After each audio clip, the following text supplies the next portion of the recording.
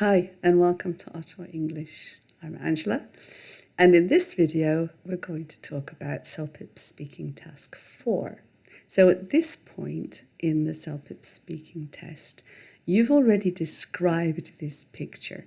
So you're not being asked to describe the picture again. You're just being asked to pick out some things that are happening and predict what might happen next. So for this, you've also got 60 seconds, and I'm going to give you 3 sample responses.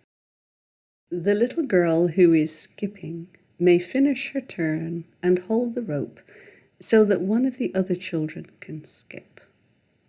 The girl who is wearing a striped green t-shirt will probably wait for the little girl to finish skipping and then take her turn until she snags the rope, because that's usually when your turn ends in this game. As the sun moves around, the children may have to move along the beach to stay in the shade. The fishermen who have parked their boats on the sand might push their boats into the water and row out into the ocean so that they can fish.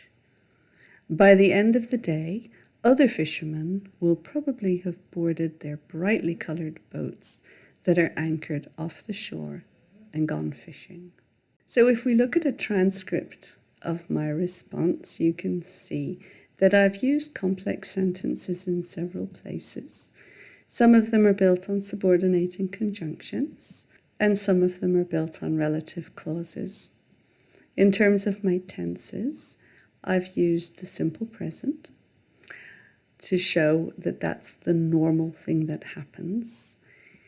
I've also used the future of prediction with will, probably, may, and might. And I've used the present perfect to identify an action that is obviously there, but that I didn't see happen. And the future perfect, which is always a bonus, will probably have boarded their brightly coloured boats and gone fishing. So in this picture, remember that we've already described the room. We don't need to do that. We're just going to pick out some activities and predict what might happen next.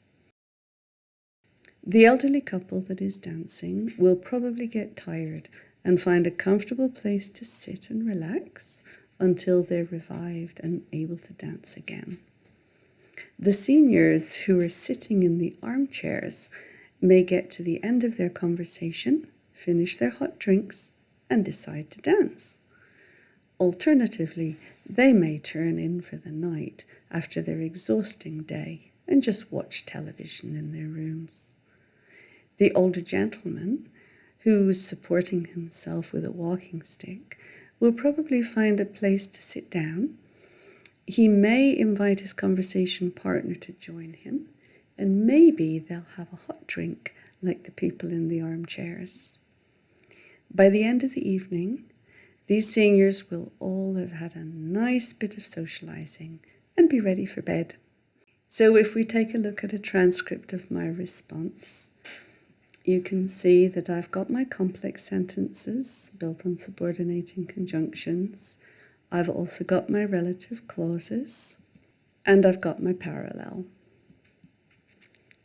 In terms of my tenses, I've got that future of prediction with will, probably, may, and might. And I've used the simple present where I'm talking about things that are normal all the time. And a future perfect for my bonus point, these seniors will all have had a nice bit of socializing and be ready for bed. So before we go on to our third sample answer, I'd like to take a moment to remind you that working with a tutor turns your passive learning into active learning. It targets the things that really matter. And it saves you time trawling through YouTube. So if you'd like a little help with your preparation, do give me a call at 613-614-6460, and you can also reach me at angela@ottawa-english.com. All right, are you ready to go on to our third example? This one's of a bakery. So remember, you've already described this bakery in question 3. All you're being asked is what might happen next. The current customers will probably finish their shopping and be replaced by a new set of customers. The staff who are serving behind the counter may bring out more baked goods to replenish their display as customers leave with their goodies. The baker, who's wearing a white hat, may have to go back into the kitchen and start baking again if the customers keep buying up what's on display. Alternatively, she may have to take orders for the next day if she's needed at the counter and doesn't have the time or the energy to bake any more today. The people who are serving will probably need to change their aprons so that they continue to look clean. And by the end of the day, most of the baked goods will have been sold, and the servers will have wiped down the counters before going home. You can see that again I've built my complex sentences on subordinating conjunctions and relative clauses. For my tenses, I've got my future of prediction with will, probably, may and might. And I've used the simple present for anything that is the same all the time. So any repeated actions. And for my bonus points, I've got that future perfect. In terms of your tips, don't describe the picture in question 4. Just focus on what might happen next. Make sure you use the future of prediction. So don't use going to. Going to is the future of intention, and you don't know these people. So you don't know their schedules. You don't know what they're going to do next. You're just offering an idea of what is possible.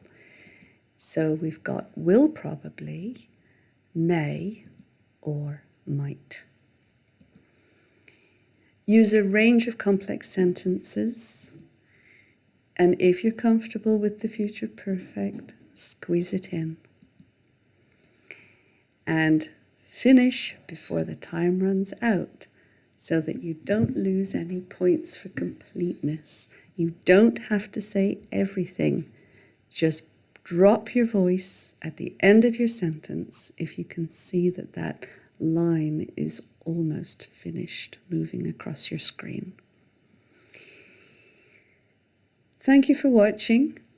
I hope you've enjoyed my video.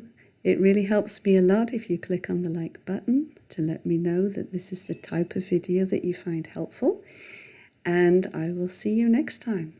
Bye-bye now.